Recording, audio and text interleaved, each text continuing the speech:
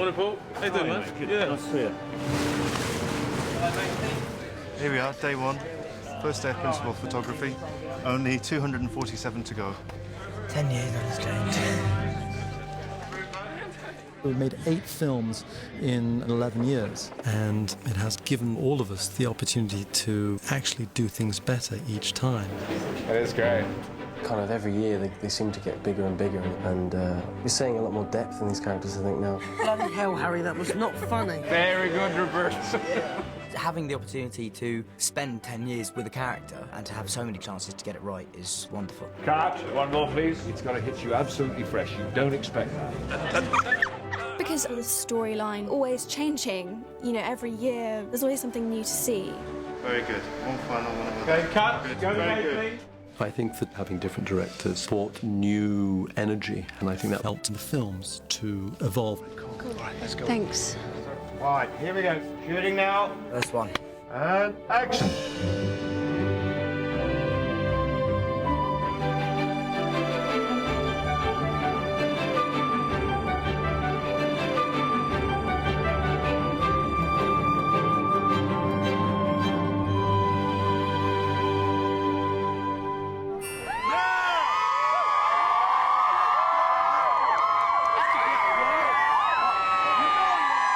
The Harry Potter series has such deep roots. I started writing it in 1990. I was a first-time author, and I never dreamt that there might be a film. I really just wanted to be published. In August of 1997, this book, which was still not published but was in galley form, there was some word about it. And we got the book in to my office. And then my secretary, Nisha, took it home. And on Monday morning, I said, has anybody read anything good? And Nisha piped up. I said, well, I read something that I quite liked. I said, what was it called? And she said, it's called Harry Potter and the Philosopher's Stone. I said, that's a rubbish title. What's it about? She said, well, it's about this young boy and he goes to wizard school. And straight away, I thought that was a fantastic idea. And I took it home that night and I read it. And I fell hopelessly in love. But I had no idea that I was reading a book that was going to become the phenomenon that it has become. I think it was around about the time the second book was published, there was a flood of film offers and television offers and all sorts of adaptations. And I said no to all of them. And in fact, initially I said no to Warner Brothers too. And it was about a year after that that I said yes. The absolute crux of the matter for me was that they did not take my characters and take them off to do something that I didn't want them to do, because I obviously am in the middle of a 7-book series. So I didn't ever want anyone to make Harry Goes to Las Vegas, or, you know, Harry Potter gets married, Harry Potter, I don't know, goes to the moon. Any of this would have been disastrous for me. I wanted us both to be working to the same plot. I think the most pressure I felt was going into that first meeting with J.K. Rowling. I was there with David Heyman, the producer, and the three of us talked for about 3 hours. And she basically wanted to hear my philosophy, my vision for the film. I was prickly about Chris, I'm going to be completely honest. I was prickly because Chris was American. And it was my impression that there might be a temptation to give us all an American Harry. In fact, the first review the book's ever got in the New Yorker said they wouldn't succeed in America because there's so much British slang and dialect in them. I felt that the story was strong enough, so I really wanted the film to have a distinctly British feel. And that was the thing I felt we needed to be most faithful about. That meant almost everything to me, actually. And Chris promised me 2 things. He promised me that he would remain as faithful to the book as he possibly could within the constraints of film, and he promised me that he would have an all-British cast. And he kept both promises. And so I was a happy woman.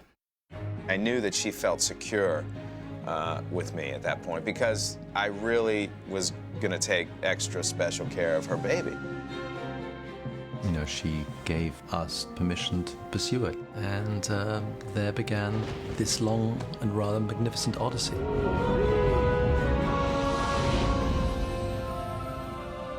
Getting the job was such an enormous sense of relief, and that lasted for about 10 seconds, and then the pressure started to build. And there were pressures from all sides. it was kind of like being in a directorial straitjacket because you had pressure from the fans in terms of being faithful to the book because people were obsessed with them. My first thought was, please God, don't let them make a bad Harry Potter film. And I think that anyone who's ever read the books thought that. Anyone who ever had a child and read them just thought, wouldn't it be awful if it was really crap? It was not a given that people would come and watch the films. In fact, quite the opposite. There was a lot of fear that the text was so sacred that it would fall at the first hurdle. Because I wanted the film to be the faithful retelling of the first book. We actually talked about creating a 3.5-hour film with an intermission. The idea of 2 films came up from day one. You know, we thought, well, maybe this can be separated into 2 films, ended with the first Quidditch match, because I just felt that the material deserved it.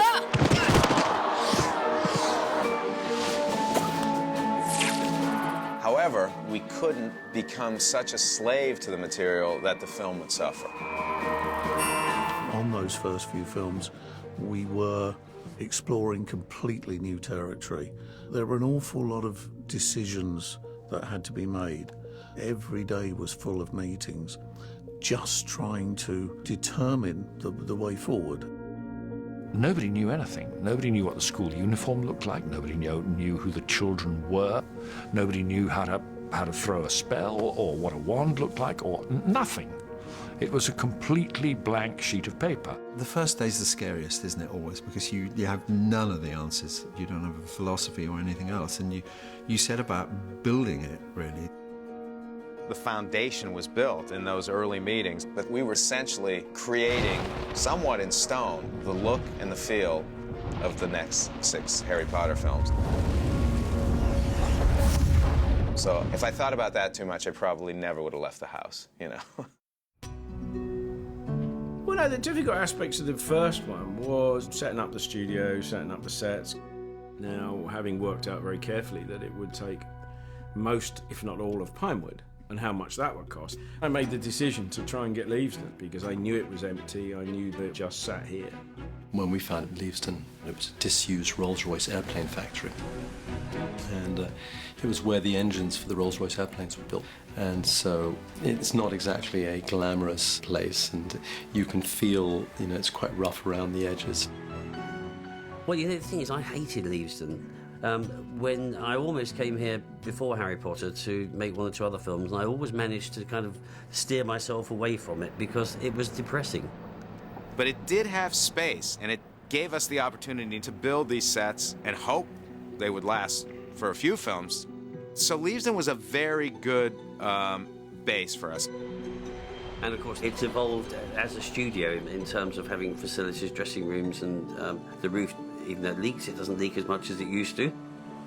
It's improved enormously. It's become a proper kind of working facility. Have a red light. We also were able to build a canteen, classrooms for the actors, and our editing rooms and our visual effects room, everything was there. We also built the animal compound where we were training all these animals. We even built a big baseball field outside of Leavesden, so it became a full-functioning, you know, Harry Potter world. But God only knew it was going to last for 8 films. It's very unusual to have an entire facility to oneself, and affords us many things that we might not otherwise have. We can leave sets up over multiple films.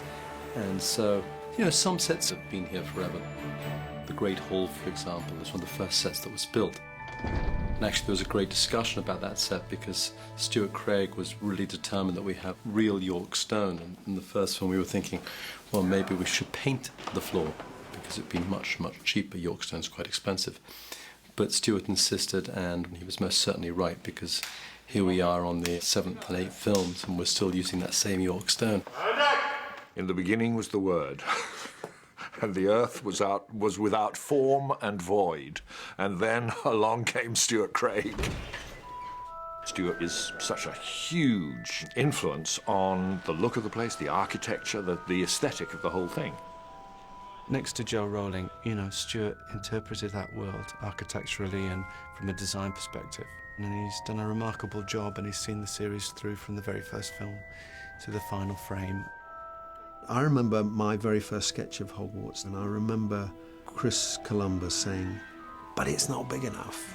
I mean, I have a reputation for thinking expensively, but certainly he encouraged that. This world wasn't to be small and modest. We wanted Hogwarts to not only be a frightening, magical place, but slightly inviting. You know, it's Harry's real home. You know, we wanted to create sets that would feel like they'd been there for hundreds and hundreds of years, as if they'd been lived in. And so as magical as they are, you never wanted the audience to doubt for a second that Hogwarts wasn't a real place. And Stuart understood that from the beginning. So these are some photographs from the first Harry Potter film. Here's Chris Columbus, John Seale, Stuart Craig on that first scout, when we were really finding where we were going to locate everything. It was quite a significant trip, really. Here is Chris and John on location. I think that was Gloucester Cathedral, but I'm not sure. Maybe Durham. In the early days of this series, it was necessary that we also shot on location. We couldn't afford to build the entire world, so you couldn't be too whimsical. The world did have a sort of solid reality about it, because it was real. Out of that sound reality, the magic came as a surprise. That has become a philosophy carried throughout the movies. But obviously, it isn't the movies that have added the detail. The detail is there in the novels. I remember Joe coming to visit the set during pre-production on the first film, and we were showing her props. And one of the group's props we showed her were the wands. And really, it was the only criticism that she made. When I say criticism, it was a very gentle criticism. She said, you know, it seems just the wands are a little bit ornate. She said she always imagined them to be much rawer, much less refined. And so Harry's wand emerged as a little bit coarse, not decorative at all, actually, which seems quite appropriate for Harry in many ways. So whenever Joe makes a note, it makes tons of sense. And Chris so loved everything that Joe had done and did everything in his power to be faithful to it. The directors that followed Chris, all of us were very lucky that Chris made such great decisions. One fundamental one, obviously, is the cast. Chris put together an amazing group of actors, to start with the three main children, Harry, Hermione, and Ron. In terms of casting, we had pressure from the fans to make sure that they saw the actors on screen as they did in their head. How's that possible? Everybody's got a different vision. Although, when I first saw these three kids, there was a sense that they embody these characters that Joe Rowling had written. I do actually remember that audition period really, really clearly. I don't think there was a great deal of analysis or thought went into it, because I was 11 and I just delivered the lines like I would have said them at age 11. Once he starts breathing fire. Breathing fire? Yeah. How could you live in a wooden house? Harry, I think, is very much a book character. He's very introspective. He is the reader's eyes onto the world. He wears the glasses. And that's not easy to convey, I believe, for any actor, let alone an actor of 11 or 12. But what Daniel's got, I think, is the ability to listen and react very well on screen. Your mum and dad wouldn't want you to get hurt, would they? I'll never know what they'd have wanted, because thanks to Black, I've never spoken to them. You do it then if you're so clever, Mr. I know everything. Fine. Yeah? Miss, I know everything. Oh.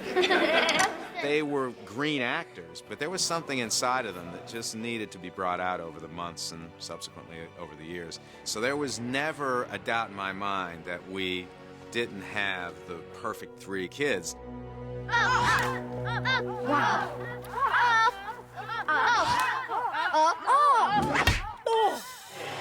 I knew as the first movie was being made that when this movie opened, you know, it was going to be huge.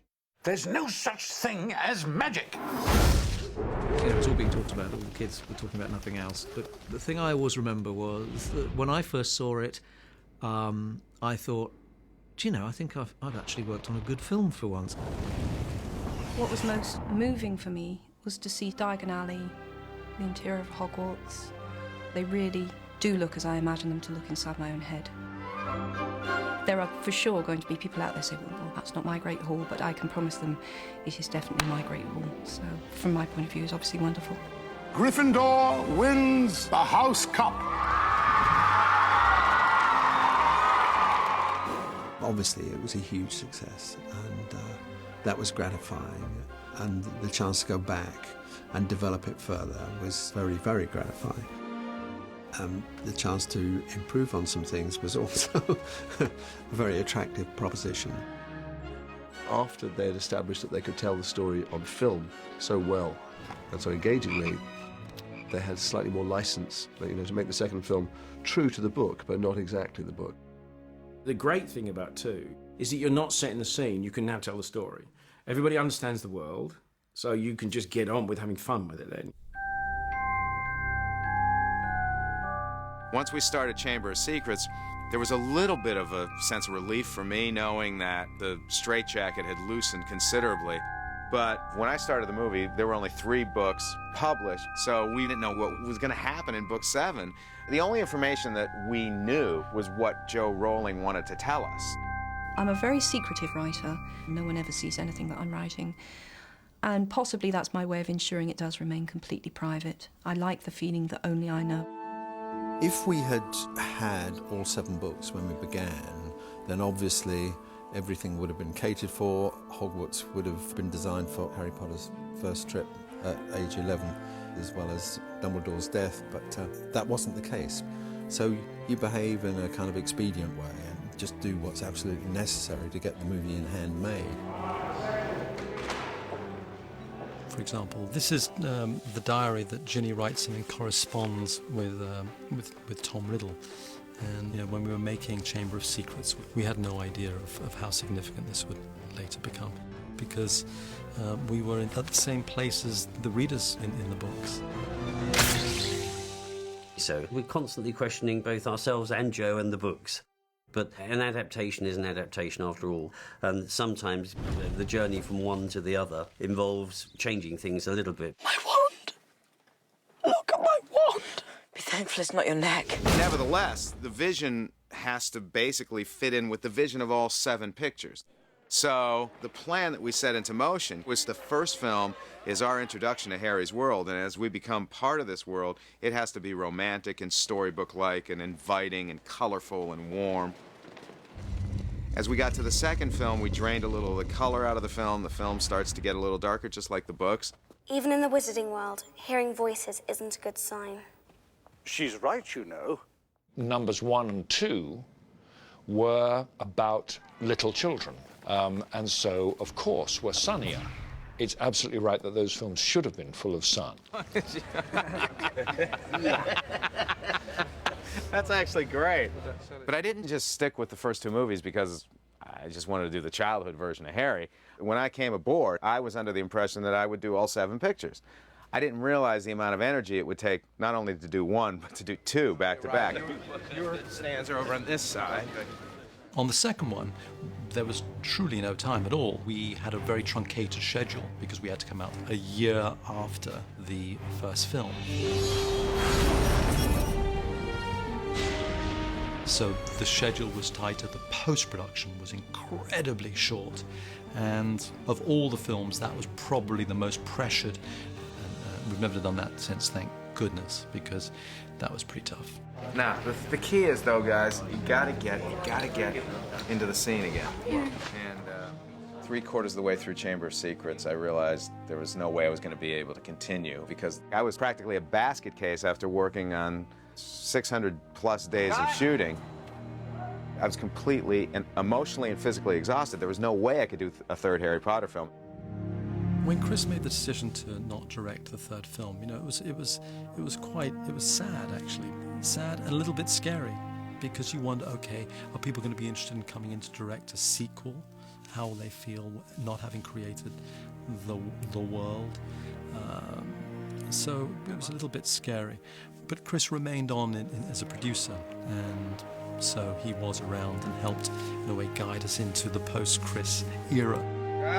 I do have separation anxiety, but we've been very fortunate in having some really talented directors come into that world and take it in the direction that we always intended.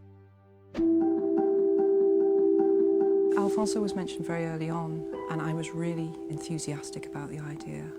Azkaban. It's a much more reflective book, and so although it's a tricky plot, I think in this case the book and the director were really made for each other. Look at those long shadows, Michael.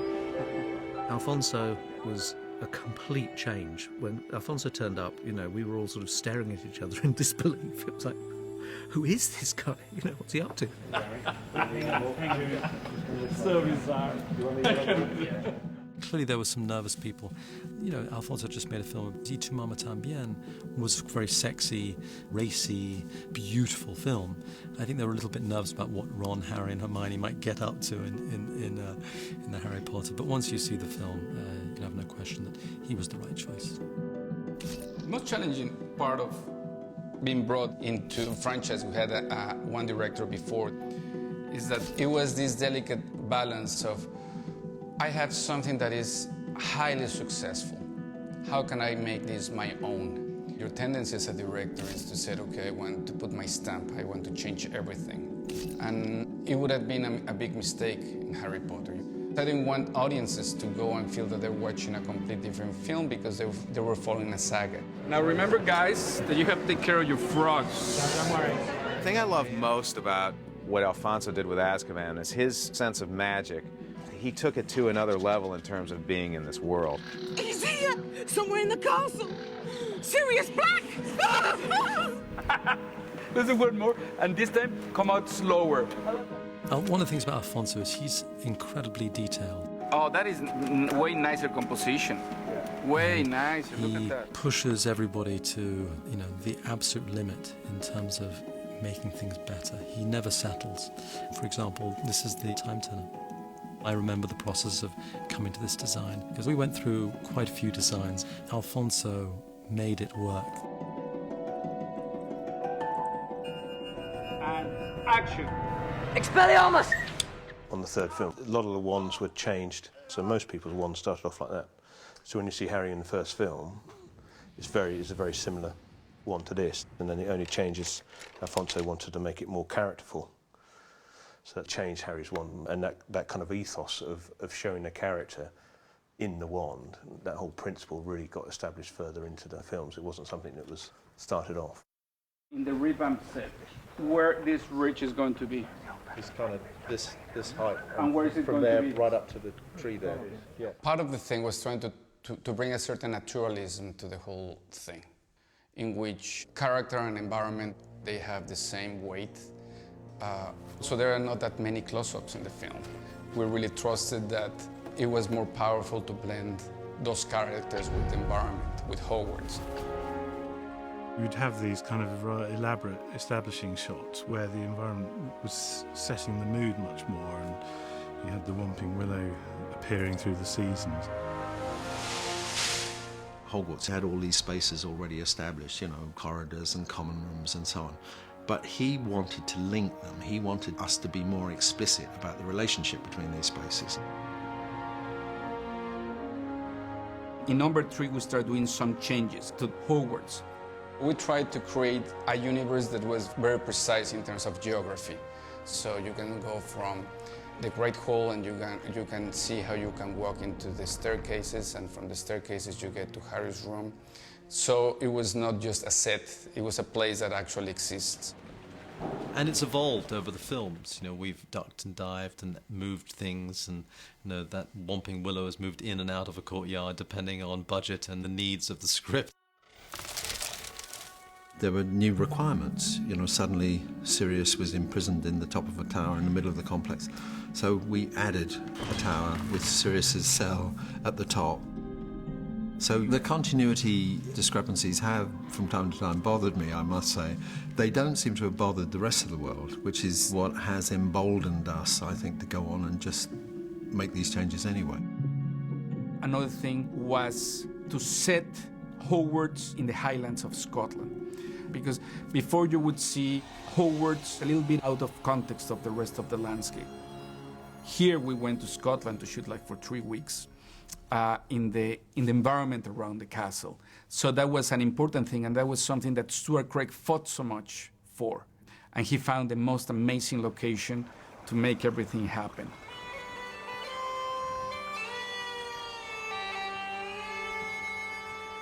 I think J.K. Rowling's intention was that Hogwarts was in Scotland. If you're going to come to Scotland, the Highlands of Scotland are obviously the most visually spectacular. So, you know, we worked out pretty quickly that's probably where we should be looking. So with Ordnance Survey maps, we started to piece together a world that could give us a kind of credible landscape. You can't find that landscape anywhere else. It's one of the most beautiful places I've ever been to anywhere in the world. It was most certainly a bonus for the look, but I think the weather was not a bonus for many of the crew. We went with it for 5 days, and it rained, and we were on a hill, and there was mud everywhere, and people were sliding, and it was miserable for the crew. And it was expensive, which was miserable for the studio. But actually, Alfonso loved it. See that bit of sky over there? It's lovely. Because the texture of the sky and the contrast, it was perfect. I wanted the universe to be darker, so I chose a darker palette. We wanted to go into more monochrome, more desaturated colors. For instance, the title of Harry Potter, we decided to change, for instance, from golden to silver. Alfonso brought the darkness without a shadow of a doubt. I mean, you spent your whole time thinking, can he be serious? We'll never get away with it. You're arching back, he's losing his life, the camera comes here. This is like a new field for Harry Potter, isn't it? So your thing is going to be kind of dark. Probably, but it's just to be, you know, faithful to the material, to the spirit of the material. That's what we've been trying to be. And Harry's older too, so as everything is told from Harry's point of view, you have to respect that. Alfonso was amazing because that was the first time we all kind of went, it's quite serious, isn't it?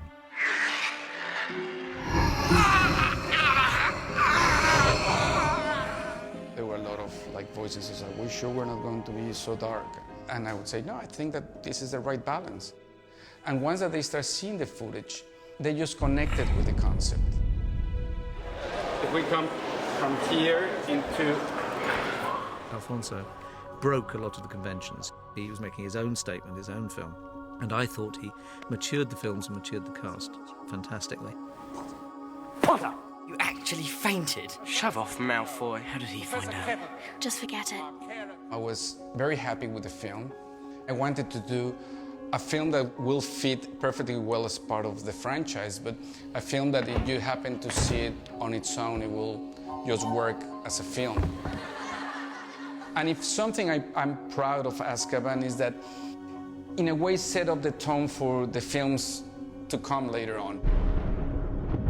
On the third film, Alfonso had begun to alter the process of how we looked at the books. The books were getting longer, and already by the third book, we were reaching a length where it was becoming clear that we were going to have to make some serious edits. And the choice that Alfonso made was to tell the story from Harry's point of view, and things that didn't relate to Harry sometimes fall by the wayside. But the fourth book was the first one that we contemplated dividing into two. David Heyman came to me with number 4 and said, would I read the book? I read it, and the book is vast. It's a great big sort of house brick sized thing. And clearly there were one or two things to do. You either had to do the whole thing, in which case you had 2 movies, or you had to take a very strong line on it and say, no, it's only this, and we'll dispense with everything else. And I thought that it was a great thriller. It's like a Hitchcock thriller. And I was very convinced that it was only one film, so I was simply ruthless with the stuff that I couldn't see a way of doing. We probably made a little more of the Quidditch World Cup, for example, if we'd had more time. But ultimately, we felt that we could do it in one, and actually that decision held with 5 and 6, because once we'd made that decision with 4, we felt we couldn't go back. Now the moment you've all been waiting for. The champion selection.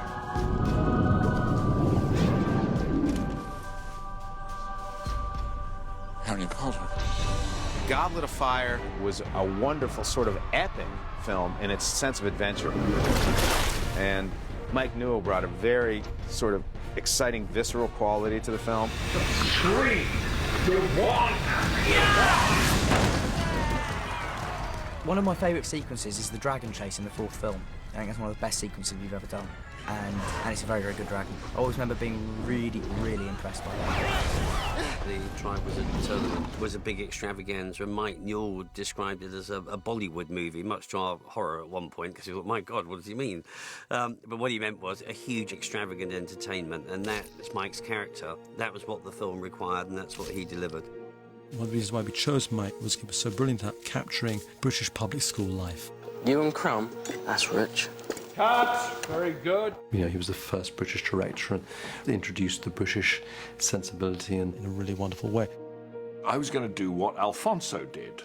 I said, now they're growing up. That's the real point about it. They're growing up, and the story is much blacker and more serious, and we're going to frighten them. And so I'm going to make it really sort of dark and creepy and whatnot. And then Alfonso very sweetly said, if you want, you can have a look at the first sort of 40 minutes of my film. And I went to his cutting room, and they showed me this dark and creepy world that he had made. And so I had nothing to do. What was I going to do? I had to reinvent the wheel. Although I knew I'd got 2 great pieces of magic up my sleeve, which were going to make a wonderful climax. One was Brendan Gleeson playing Mad-Eye Moody, and the other was Ralph Fiennes playing Voldemort. The boy who lived. How lies have fed your legend, Harry. And so what I had to do, in a way, was to make the emotional complication that was going to hit these kids at 15. So I concentrated on that. All of those smiles and whatnot, that's all good stuff. And so what I got was, probably got a funnier film. There she was, walking by. You know I like it when they walk. All that dealing with teenage angst and beginning of sort of dating and stuff, he had a ball with that, and it was a genuinely funny film. Victor's got to get drinks. Do you want to join us? Okay. Ah, he kissed me. We had the rock and roll band come in for the Yule Ball. We sort of went through a bit through the rock and roll phase. Everyone grew their hair. The whole mood of the film just changed, and everyone was sort of trying to find their own place. That's what you do when you get to that age. You know, everyone was sort of become a bit moodier, and it just worked so well. Like, it really fit. This way.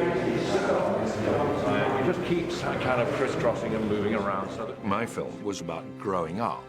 With that came You Are Mortal, which was the other big thing of the film as far as I was concerned.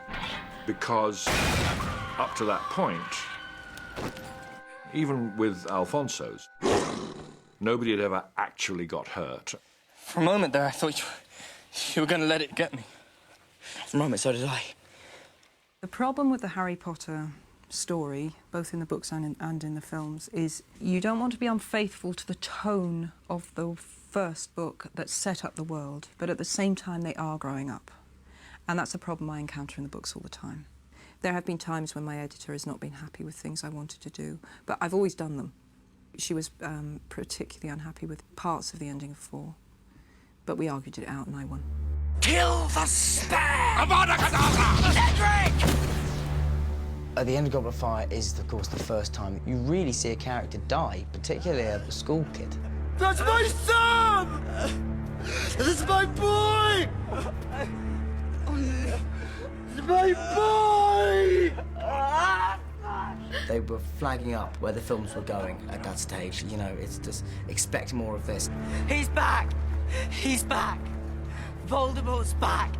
That meant, you know, there was a kind of a bit of a seismic shift. We were moving on from some of the original core audience who were much younger. The demographic changed. And we changed from PG to PG-13. Everything's going to change now, isn't it? We took my film to show Warners who guard the soul of the whole thing and make sure that you don't stray too far, which you always have to do, which is always a nervous occasion because you don't know how they're going to respond. And Warners saw it, and Alan Horn, who's the head honcho, said, it's long, but that's all right. It's pretty violent at times, but that's all right. It's actually rather black and scary at times, but that's all right. And he just kind of ticked all the boxes. And so it's great when you get the people who pay the checks to actually get the number of this thing for which they have paid so colossally. We offered Mike the fifth film, and we offered Alfonso the fourth, but I think they were just too exhausted. So we were looking for a great filmmaker and to come into Joe's world. David Yates has been a great choice for the final four films. You know, he made the world more political, made it feel more contemporary. I'm still befuddled why they asked me in the first place, frankly. When I got the phone call, I was gobsmacked because I thought, you know, I just finished a thing called Sex Traffic about a really intense, gritty, emotional drama, and they said, come to Hogwarts. And I just had to kind of think, that's an odd fit. And they just haven't been able to get rid of me since. When we met David Yates, he had a lot of experience with his TV work of political themes. And the fifth film, you know, there was a bit of Big Brother with the Ministry looking over Hogwarts, and David had dealt with political themes. He was an obvious choice to come and take over. It's a riot. You're taking over the school. This is like a great fight back. As a director, you never want to follow other people's footfalls in the snow. You always want to make your own footfalls in the snow. And 4 films have kind of explored the detail of that world. So I was more interested in exploring the people within it, you know, and their journeys and their psychologies and their emotions and what's going on inside their hearts and heads. I felt it was important to start pulling it a little bit more towards the more intense, darker aspects of what Joe was doing in the later books. But the fifth film was not without its challenges. Steve Kloves decided not to do the fifth film. One day the phone rang and said, hey, would you be interested in adapting Order of the Phoenix? And it's one of those moments, you know, it's one of those calls where every time sort of stops for a second. As the new guy, I did have a moment of, oh my God, what if I screw this up? You know, it's been this amazing phenomenon and this amazing series of films, and what if I'm the guy who drops the ball? But you have to kind of shut that out, otherwise you go crazy. Make it a powerful memory, the happiest you can remember. Allow it to fill you up. The fifth book was a big structural job for a writer to try and boil it down. It was a complicated story. You know, it was a difficult narrative, and that's a real strength of Michael's. It's changing out there, just like last time. There's a storm coming, Harry. We'd all best be ready when she does. We always thought of it as a war movie. Clouds of War are gathering, and I always thought of Grimmauld Place as kind of the French resistance and underground there. And the stakes couldn't be higher. That's a battle for Harry's soul. So I just focused on the emotional through line. What do we care about the most? And of course, it's Sirius's death.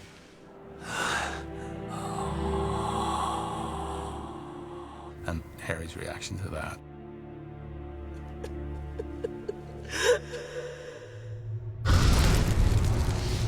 And then seeing this epic battle that we've been waiting for 5 books to see between Dumbledore and Voldemort.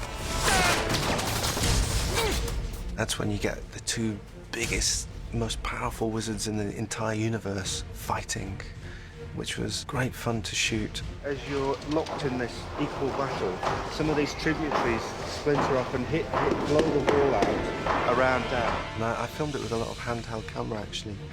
I just said, just get the camera off the dolly, take it off the tripod. I wanted everyone to feel they were in the middle of it and they had to duck when it was all going off around them. It's got a lovely sense of darkness and the rhythm of it's great. David did an amazing job, I think, with making that battle feel real and making you feel like you were there.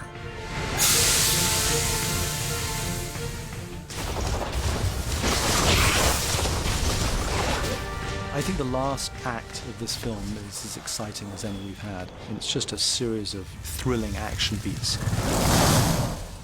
For example, these are the prophecies from the Hall of Prophecies in the fifth film.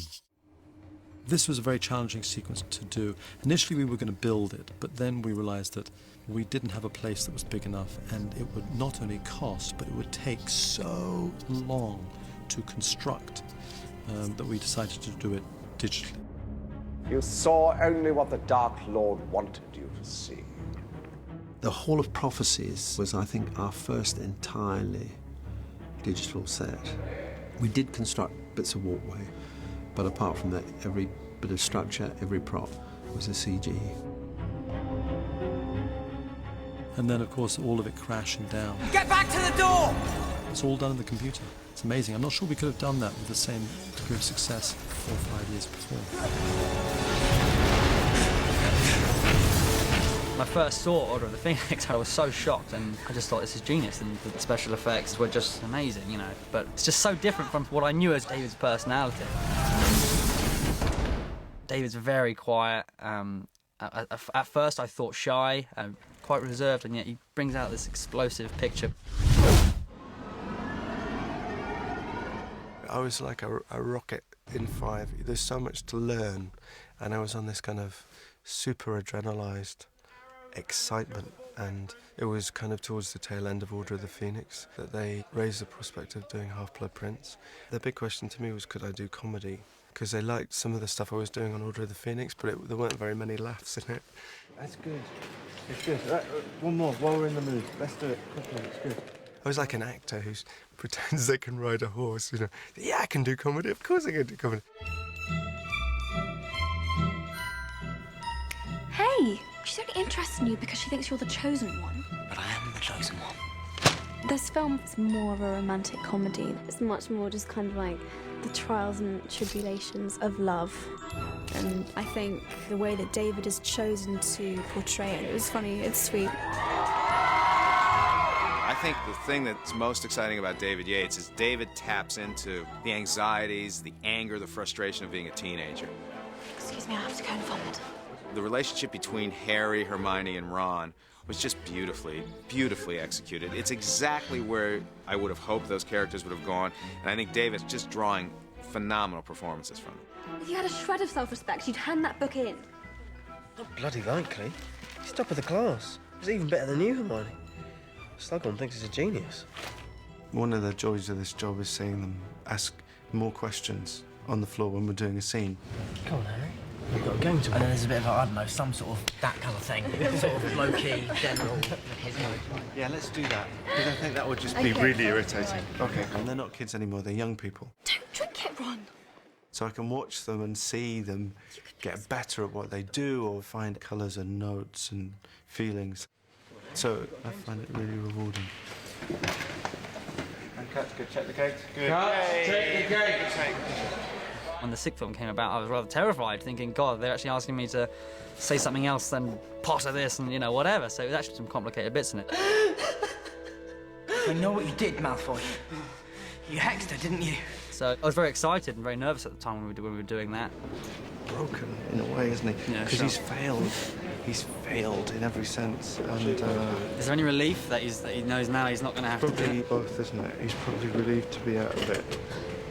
And I'm now forever grateful that we had the opportunity to evolve the characters and try and make them as if they're growing up for real. I have to do this. I have to kill you. He's gonna kill me. No.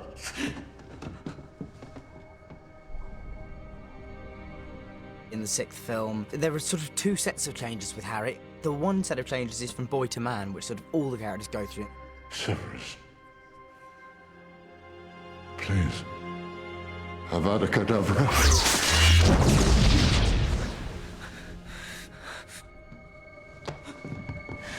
And there's the other development, which is the change from schoolboy to warrior. Incarcerus! Fight back! You coward, fight back! No. He belongs to the Dark Lord. You know, as Harry moves towards the end of the story, he feels he's been given this responsibility to deal with Voldemort, and he finds it difficult to share that responsibility with anybody. You know, and Dan carries a lot as an actor as well, I think. He feels the pressure and the weight of it. I mean, in a way, that's been a challenge for me, but hopefully it should have a sense that we are moving towards something momentous.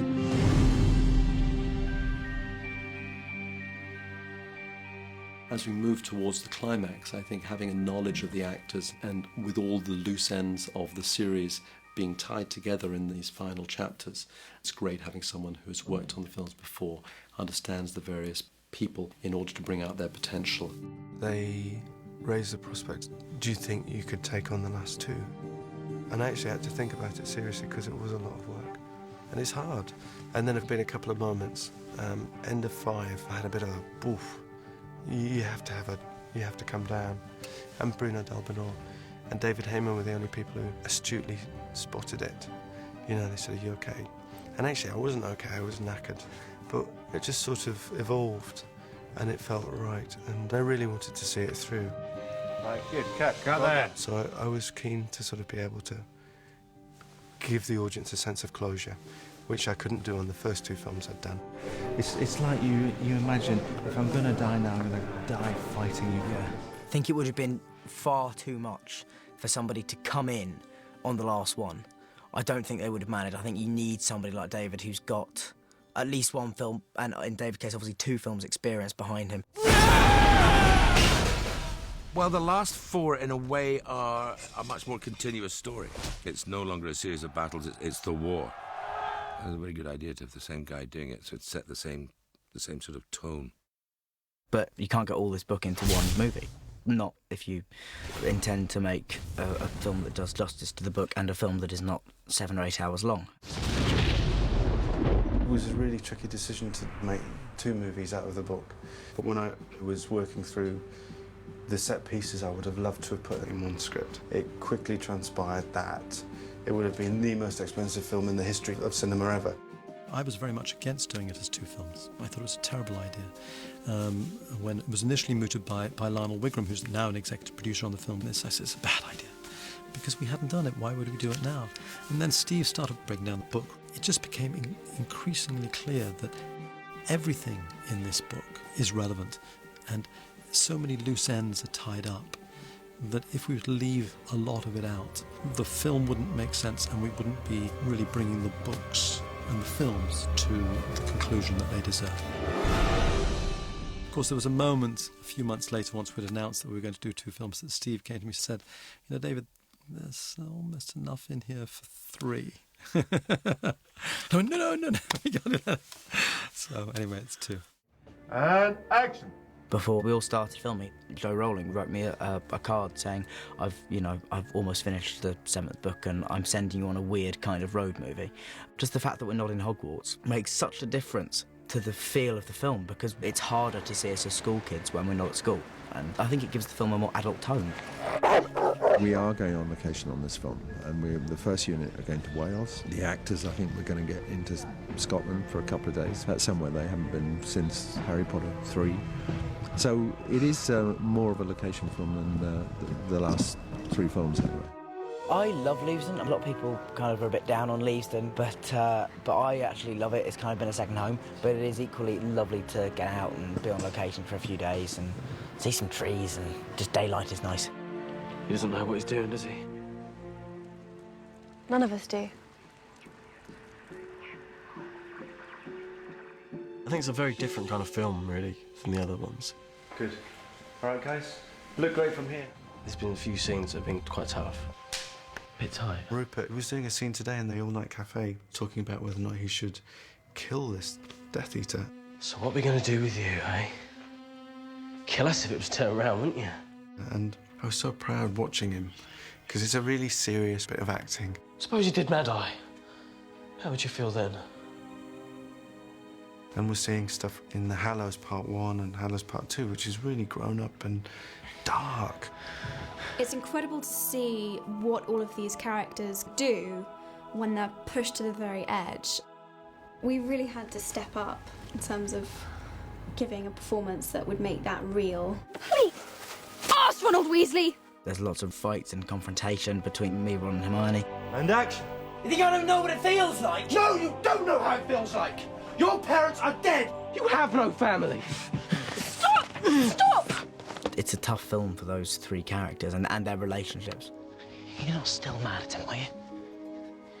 I'm always mad at him.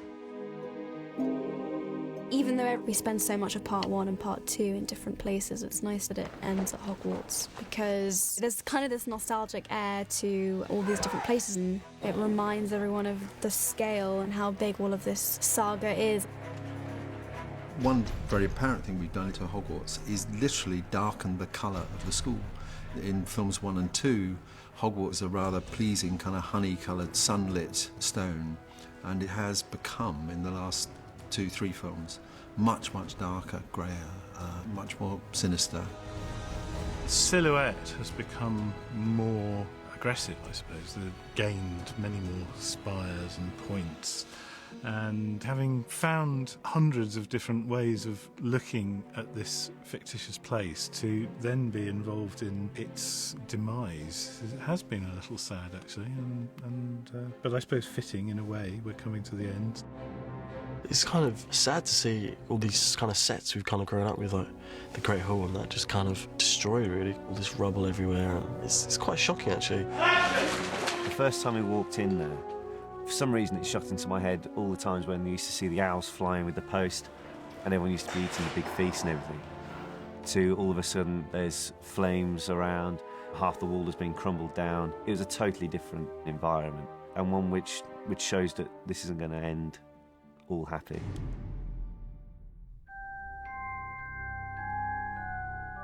Most of the planning of the 7 books was done pre-publication of the first book. And I wrote it exactly the way I set out to write it, and I really wanted that faithfully represented on screen.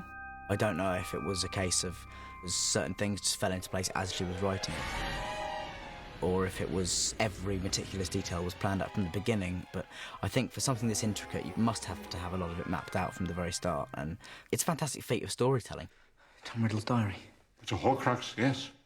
4 years ago, when you saved Ginny Weasley's life in the Chamber of Secrets, you brought me this. I knew then this was a different kind of magic. The stories obviously grow up. They follow a child from young age into more adult themes. And obviously the kids who have been reading it grow up with the characters. And rarely have films done that. I think that's the strength of the books and the series as a whole, is that they don't patronise children. There's some very difficult issues that are brought up within them. And they have a lot to say and teach people who read them. The ones that love us never really leave us. And you can always find them in here. We deal with issues of responsibility and friendship. I've got you into enough trouble as it is. Dumbledore's army was supposed to be about doing something real.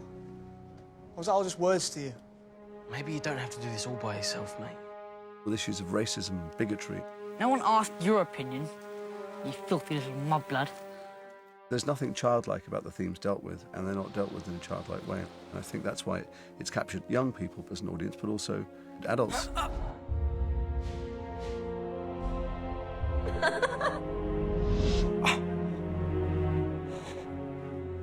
You're the weak one, and you'll never know love or friendship.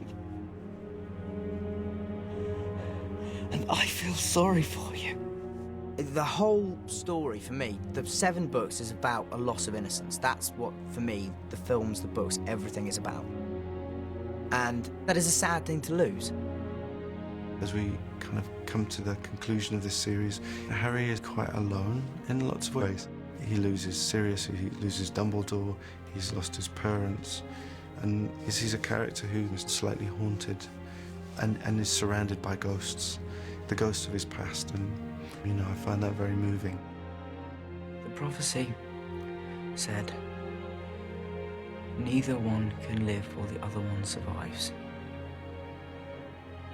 It means one of us is going to have to kill the other. Yes. The notion that there's some destiny that ultimately Harry will have to face off against the person who killed his parents and possibly die himself to save humanity is about as epic a theme as you can get.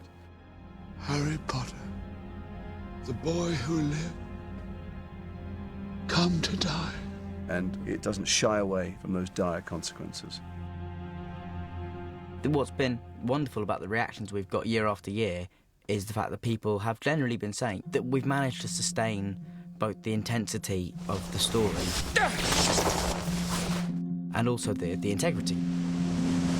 We haven't watered it down or tried to lessen the darkness of the later books. That's the precedent I want to continue with. By the time we finish filming, it'll be 10 years of my life. So, you know, I don't want to fall at the final hurdle and let it all be for nothing. If you'd asked me in the beginning, did I want to sign up for 8 films and 10 years, I would probably have said no. But having done it, I'm very glad I did it. It's been a very sort of growing, terrific experience from beginning to end. It's very rare that you work in the same world for as long as we have. But this is not a franchise where I feel like we've played it safe. We've tried to make each one better than the last. And it's been a remarkable, wonderful adventure. The thing I'm probably most proud of is that what we had originally set out to do seems like it's about to be accomplished. We've basically all carried out what Joe Rowling wanted to do and what the books have done, which is start with what is almost a child's storybook and take it to a point where it's much more complex and much more mature. And that, to me, is something I've never seen in the history of film and may never be done again.